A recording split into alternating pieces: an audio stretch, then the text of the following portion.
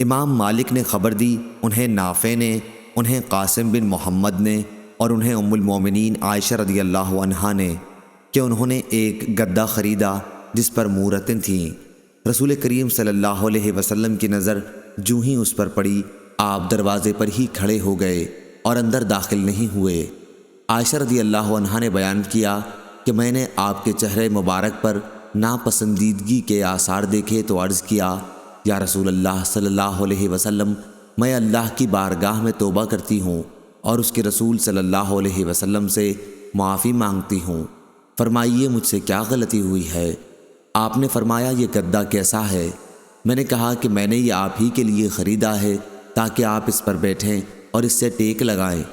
آپ نے فرمایا، لیکن اس طرح کی مورتیں بنانے والے لوگ قیامت کے دن عذاب کیے جائیں گے اور ان سے کہا جائے گا کہ تم لوگوں نے جس چیز کو بنایا اسے زندہ کر دکھاؤ۔ آپ نے یہ بھی فرمایا کہ جن گھروں میں مورتیں ہوتی ہیں رحمت کے فرشتے ان میں داخل نہیں ہوتے۔ صحیح بخاری حدیث نمبر 2105۔